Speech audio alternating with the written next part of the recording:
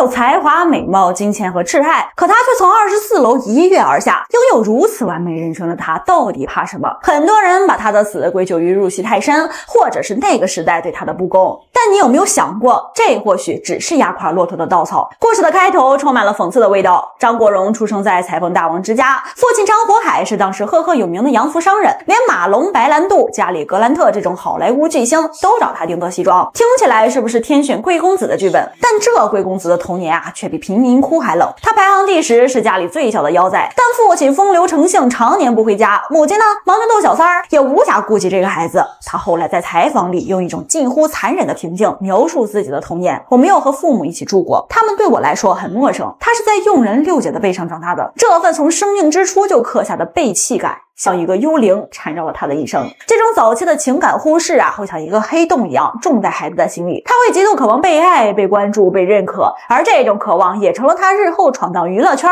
最原始也最强大的燃料。他必须完美，因为只有完美才能得到爱。于是我们就看到了那个在镜头前风华绝代的哥哥，在音乐上他是那个唱着莫妮卡的叛逆青年，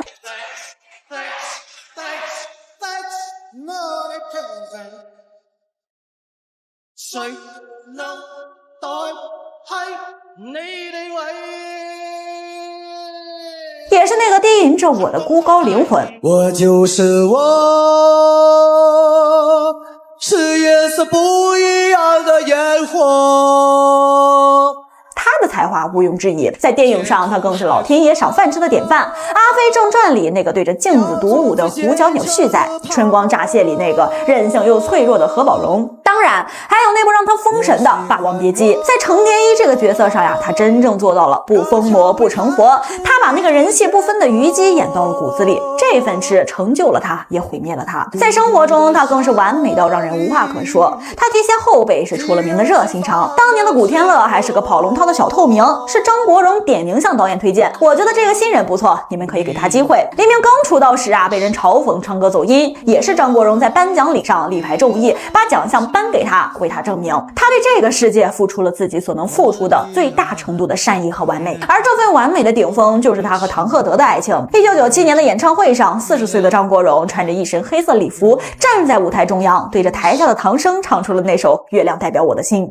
2001年两人在街头被狗仔偷拍，唐生紧张的回头，而张国荣却头也不回，毅然决然地牵起了唐生的手。你看，才华、美貌、金钱、地位、挚爱，他似乎已经拥有了一个完美人生所需要的一切。然而他真的完美吗？那份被他强行压在心底的破碎感终于开始反噬了。他为世界付出了完美，世界却回敬他恶意。在他官宣唐生后，八卦媒体非但没有祝福，反而用尽了最肮脏、最刻薄的词汇去攻击他、嘲讽他。他以为自己足够真诚就能换来理解，结果却换来了更深的孤立。这份不被接纳的痛苦像一根毒刺，再次刺中了那个从小就渴望被爱的那代小孩。而真正将他推向深渊的是另一个他无法掌控的恶魔——生理性抑郁症。咱们必须得搞清楚抑郁症不是想不开，不是矫情，不是意志力薄弱，它是一种生理性疾病，它就像癌症一样，是你的大脑生病了。张国荣的大姐张绿萍曾说，早在2002年他就已经被确诊为重度抑郁症，这种病是由于他大脑中化学物质不平衡导致的。这个恶魔开始一点点的吞噬他那完美的铠甲，他开始遭受严重的胃酸倒流，胃酸烧伤了他的食道和声带。对于一个把唱歌和演戏视为生命的艺术家而言，这无异于酷刑。